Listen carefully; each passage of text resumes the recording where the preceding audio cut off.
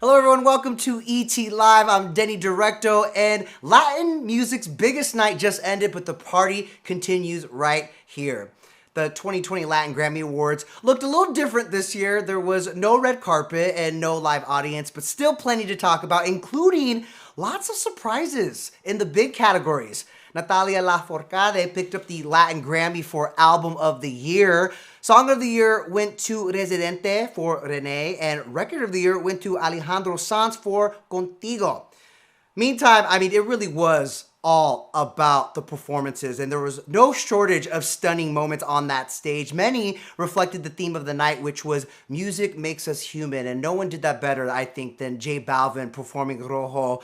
It really was a heartfelt and hopeful message that he delivered to fans with a literal bleeding heart. We will get into all of that, but also a big performance a lot of people were talking about was Pitbull. First responders from Miami-Dade Fire Rescue joined Mr. 305 himself on stage for a high-energy performance of I Believe That We Will Win. And, there, again, were so many exciting moments to talk about. And joining me now to help break down those moments and more are ET's Deidre Behar and radio talent and producer Eder Diaz. Hello, everyone. Did you guys have fun watching the Latin Grammys?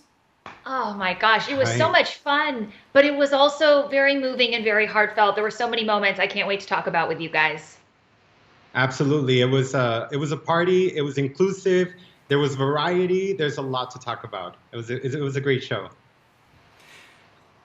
It was a great show, but I do want to talk about the big award of the night, Album of the Year. So that went to Natalia Lafourcade. In a year where there was a huge showing for a lot of reggaeton and Latin trap artists. You talk about J Balvin and Bad Bunny, two of the most nominated artists of the night, who also were double nominees in that category. Was Natalia's win for Album of the Year surprising to you? Deidre, let's start with you. Well, I'm just like laughing to myself because we had a little pre-planning meeting yesterday, and I threw out Natalia's name to win this award because you got to take a look at history and the Latin Grammy Voting Academy. They typically lean towards artists like Natalia Lafourcade, who are true musicians. She plays, oh my gosh, so many instruments. If you take a look at history, I believe tonight marked her 12th Latin Grammy win. She's just a darling in the Latin Grammy Recording Academy's eyes. So to take home the big award of the night, no, I really wasn't surprised. I love my reggaeton artists. I'm so happy that the nominations were so much more inclusive this year. But when it comes to a big award, if we look at history, it's artists like Natalia Lafourcade who wind up on top. I got to And tell you, I was surprised. I was very surprised because I really believe that there was a change of tone this year.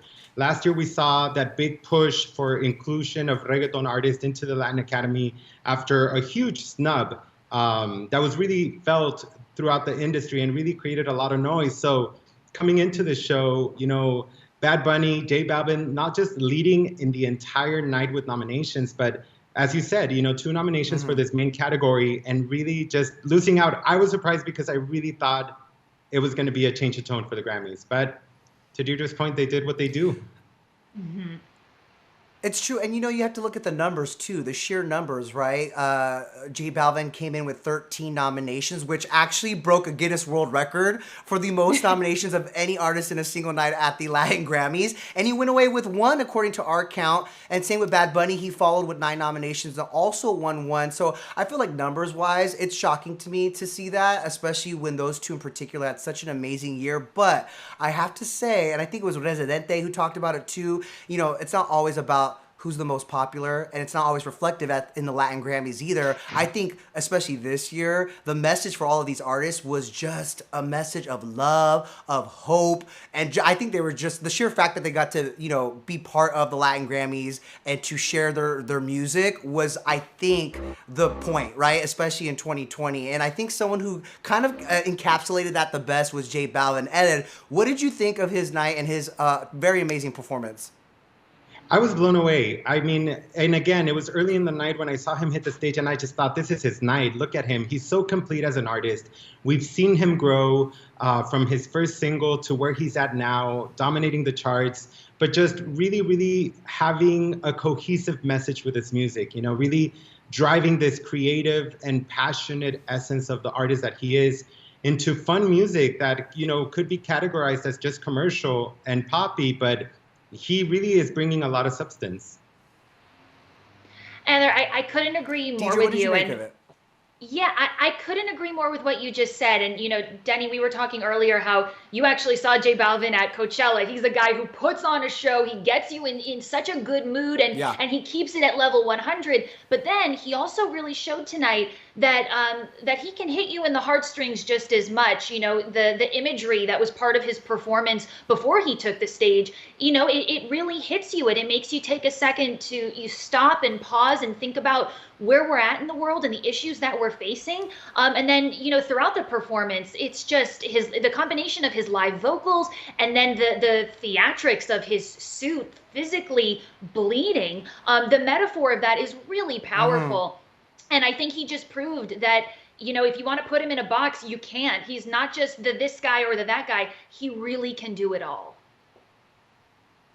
He also came with something to say, because this is also a man who has been so open about his own mental health struggles as recent as I think about a week ago, talking about another bout of depression. And so his message to his fans, and you saw it on that screen at the end of the performance, was literally hope. And in fact, he told fans during that performance, although the world feels dark and our fears torment us, I think it is the moment that our hearts are bleeding that have a meaning again. Let's all unite and continue to fight for our dreams and a better future. And I don't think it gets better than that. All right. So take that energy with y'all, okay, as we finish off this crazy, crazy year. But Deidre, I would love to hear what was another highlight of the night for you.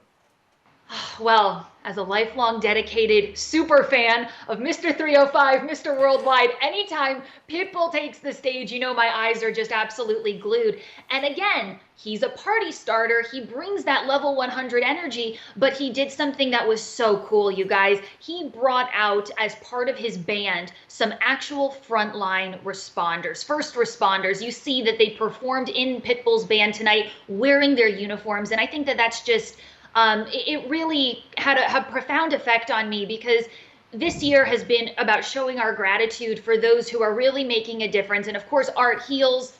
Art is wonderful. We love and celebrate entertainment. But I think the message the entertainers sent tonight was that the true heroes are the ones in the uniforms who are, helping out in the hospitals and keeping us safe. So to see Pitbull do something like this was a really cool way for him to show his gratitude. He has not been shy all year about saying, this song he wrote specifically with them in mind. It's about keeping the faith and keeping positivity when all the odds seem to be stacked against us. Did you guys love this as much as I did? I don't know about you guys, but it. seeing them perform, it was kind of emotional at first, but then you realize like what a moment it is for them, and then all of a sudden you hear, Pitt doing his thing and literally starting the party. All of that kind of emotion turns into like, yeah, I love that these people are shredding so hard, and it was so fun to watch. Ed, what did you think? And they were in their home, they're in Miami. They're driving this song. I remember hearing the song for the first time and debuting it on the radio when the whole pandemic thing was starting. And I remember it brought me to tears then. And I felt those same goosebumps tonight, just watching him and just continue to drive this message that we're all in this, that, we got each other. We really have each other. And I believe that we will win.